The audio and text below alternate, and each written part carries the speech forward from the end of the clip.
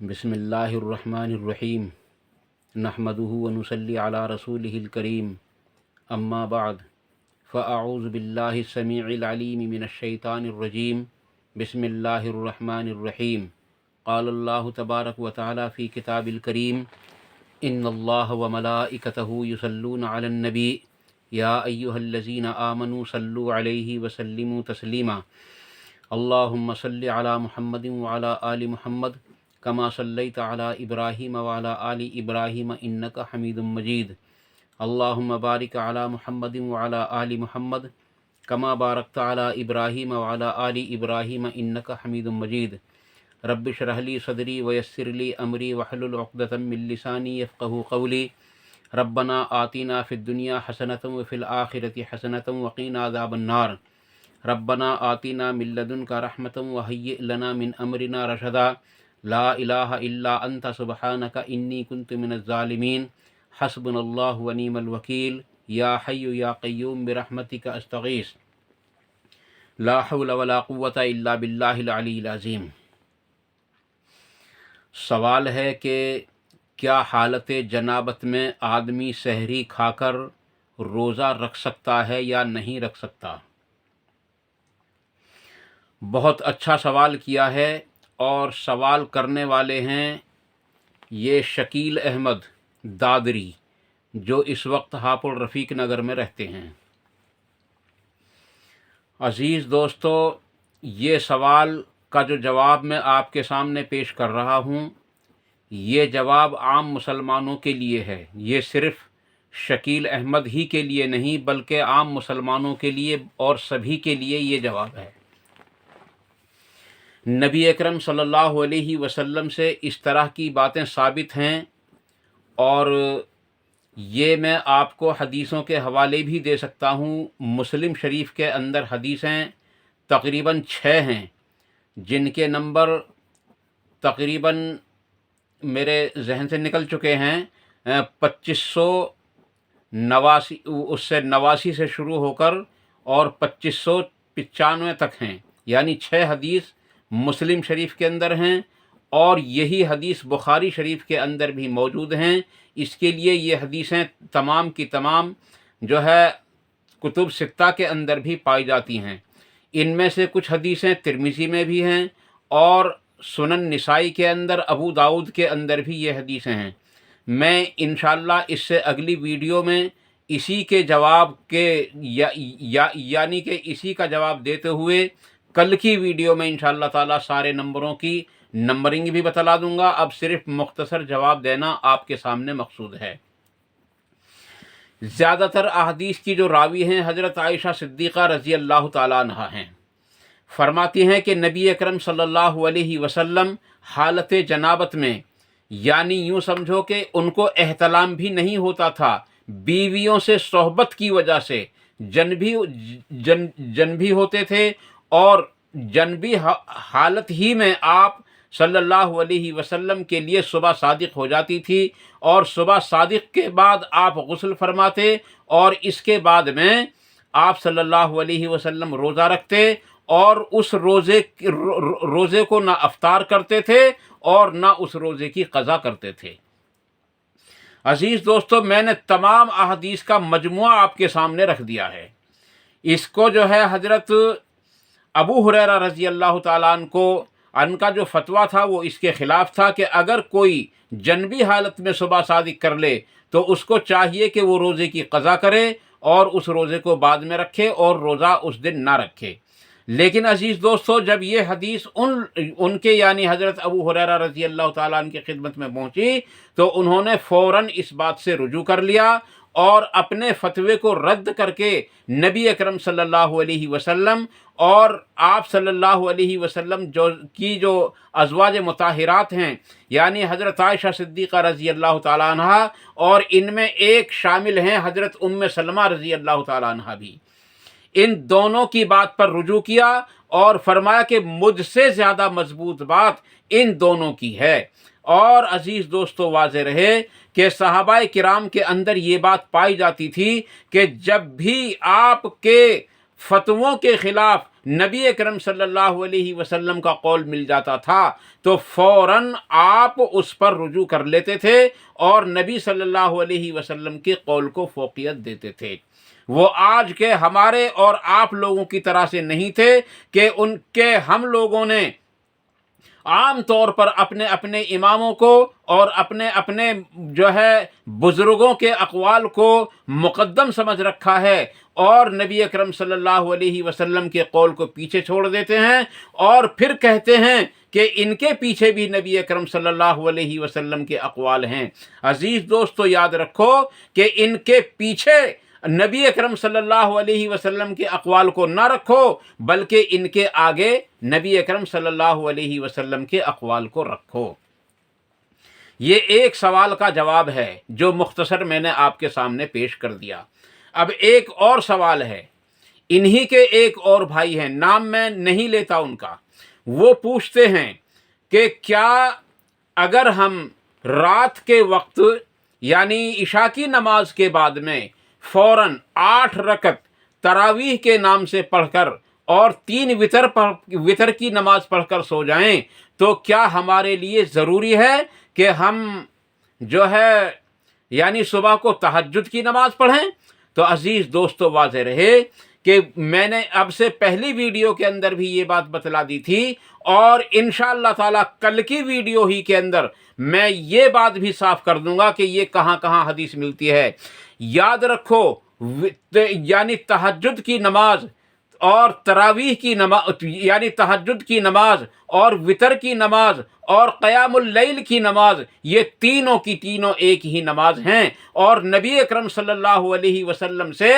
تراویح کی نماز ثابت ہی نہیں ہوتی۔ ہاں، محدثین نے انہی 3 نماز، یہی جو ایک نماز ہے جس کے 3 نام میں نے آپ کو بتلائے ہیں، تہجد کی اور وتر کی اور قیام اللیل کی، اسی کو ایک چوتھا نام دیا ہے اور اس کا نام رکھا ہے محدثین نے تراویح۔ اس لیے ہمیں تراویح سے چڑ نہیں ہے۔ عزیز دوستو، یہ ایک نبی اکرم صلی اللہ علیہ وسلم سے جو ہے صادر ہونے والا ایک عمل ہے اور آپ صلی اللہ علیہ وسلم پر یہ نماز فرض تھی اور آپ صلی اللہ علیہ وسلم اس نماز کا مکمل طریقے سے اہتمام کیا کرتے تھے۔ تو عزیز دوستو، یہاں یہ پتہ چلتا ہے کہ تہجد کی نماز نبی اکرم صلی اللہ علیہ وسلم پر فرض تھی، جیسا کہ سورہ بنی اسرائیل کے اندر اور سورہ مزمل کے اندر اللہ تبارک تعالیٰ نے اپنے نبی صلی اللہ علیہ وسلم کو تہجد کی نماز پڑھنے کا حکم دیا۔ اس لیے آپ صلی اللہ علیہ وسلم اس کو پابندی سے پڑھتے تھے اور صحابہ کرام بھی پڑھتے تھے اس نماز کو پابندی کے ساتھ۔ اور پھر اس کے علاوہ جو ہے رمضان میں خاص طور سے اس کا اہتمام کرنے کا حکم دیا گیا ہے۔ کیوں کہ رمضان میں ہر نیکی کو بڑھانے کا حکم دیا گیا، اس لیے اس نماز کی بھی پابندی کرنے کا حکم دیا گیا۔ عزیز دوستو، یہ نماز وہی تہجد کی نماز ہے، یہ جو تراویح کی نماز ہے وہی قیام اللیل کی نماز ہے، یہ جو وتر کی نماز ہے یہ وہی قیام اللیل کی نماز ہے، تراویح کی نماز جو ہے یہ وہی قیام اللیل کی نماز ہے۔ اور حضرت عائشہ صدیقہ رضی اللہ تعالیٰ عنہ کے جو ان صحابی نے سوال کیا تھا اس کے جواب سے خود ہی ثابت ہو جاتی ہے کہ انہوں نے پوچھا کہ رمضان کے مہینے میں آپ صلی اللہ علیہ وسلم کتنی رکعتیں پڑھا کرتے تھے، تو آپ نے فرمایا کہ وہ 8 اور 3 11 رکعت سے زیادہ کبھی پڑھتے ہی نہیں تھے، اور ایک حدیث میں 13 رکعت بھی آئی ہیں، ان میں انہوں نے شمار کی ہیں فجر کی 2 سنتوں کو بھی۔ تو عزیز دوستو، یہاں یہ پتہ چلا کہ جس آدمی نے عشاء کی نماز کے بعد 8 رکعت وتر کی یعنی کہ 8 رکعت جو ہے تہجد کی یا تراویح کی یا قیام اللیل کی جس نے پڑھ لی، اس کو تہجد کی نماز پڑھنے کی ضرورت نہیں، اور جس نے تہجد کی نماز پڑھی اس کو تراویح کی نماز پڑھنے کی ضرورت نہیں، کیونکہ یہ تراویح اور تہجد اور تراویح اور قیام اللیل اور تراویح اور وتر یہ ایک ہی نماز کے نام ہیں۔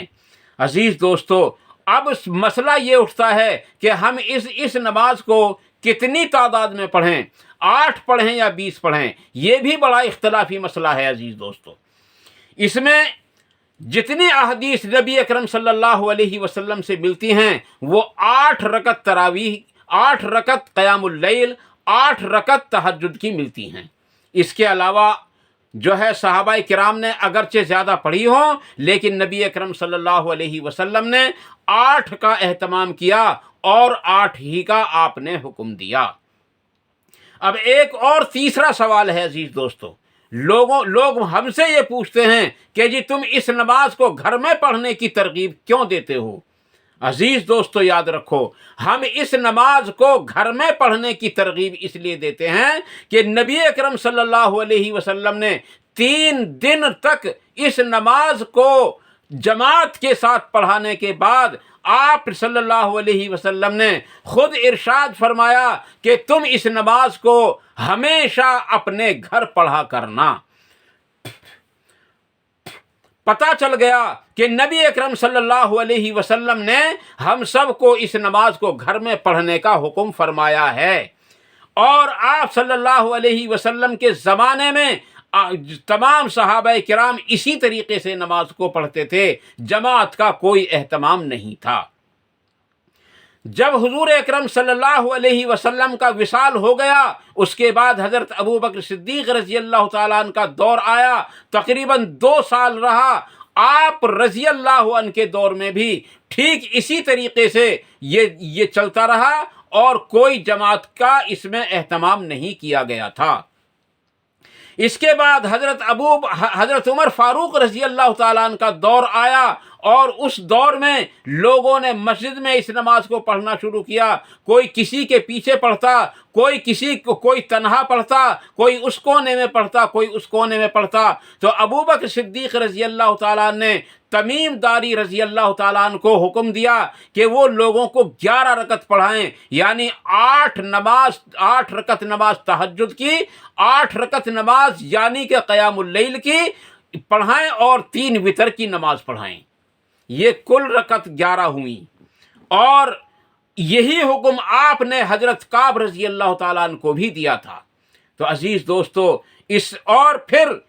جو ہے حضرت عمر فاروق رضی اللہ تعالیٰ عنہ نے فرمایا کہ یہ میں نے ایک نیا ایسا طریقہ نکالا ہے جو بہتر طریقہ ہے، لیکن اس سے بھی بہتر بات ان لوگوں کے لیے ہے کہ وہ اس نماز کو اپنے گھروں کے اندر رات کے آخری حصے میں پڑھیں، یہ ان کے لیے اس سے بھی گھنا بہتر ہے۔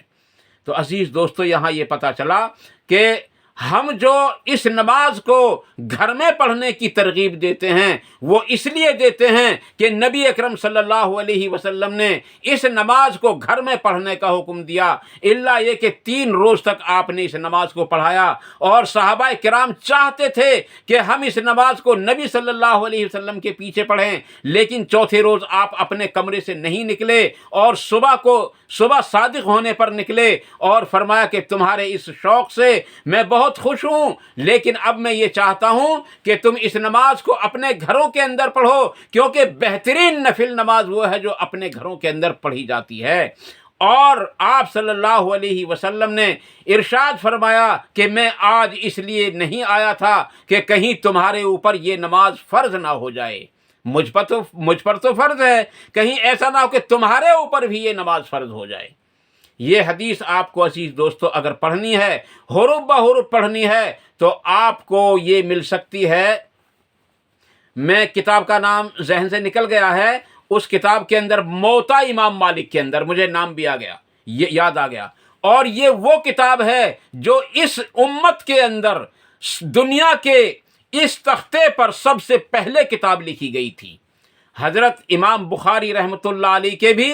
دادا استاد ہیں جنہوں نے اس کتاب کو لکھا تھا،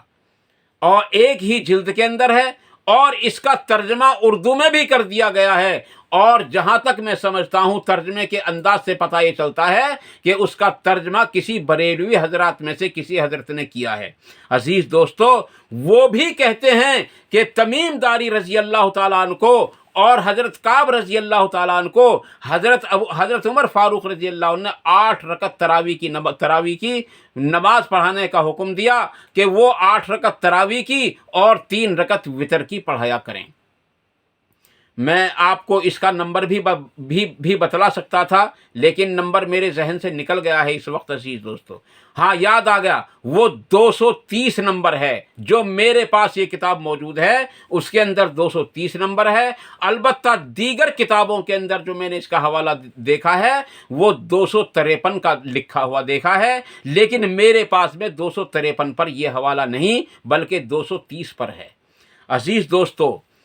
ہم سب کو اللہ تبارک تعالیٰ نے ہم سب کی جو کامیابی رکھی ہے وہ نبی صلی اللہ علیہ وسلم کے طریقے کے اندر رکھی ہے۔ وہ کسی امام کے، کسی محدث کے، کسی مولوی کے، کسی پیر کے، کسی فقیر کے طریقے کے اندر نہیں رکھی۔ اس لیے ہم کہتے ہیں کہ اس نماز کو زیادہ سے زیادہ تعداد میں اپنے گھر کے اندر پڑھیں۔ ہاں البتہ اگر کوئی مسجد کے اندر اس نماز کو پڑھ لیتا ہو تو ہم اس کی مخالفت نہیں کرتے، کیونکہ حضرت عمر فاروق رضی اللہ تعالیٰ عنہ جو خلیفہ راشدین میں سے ہیں، انہوں نے اس کو جاری کیا تھا، اور آپ رضی اللہ تعالیٰ عنہ نے کبھی بھی جو ہے مسجد کے اندر نبی اکرم صلی اللہ علیہ وسلم کی 3 دن کی نماز کے بعد میں کبھی بھی مسجد کے اندر اور کبھی بھی جماعت کے ساتھ اس نماز کو نہیں پڑھا۔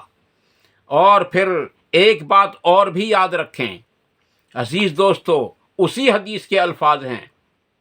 موطا امام مالک کے، اور حدیث نمبر وہی ہے، اس میں صحابہ کرام کہتے ہیں کہ امام ایک رکعت میں 100 آیات پڑھا کرتا تھا،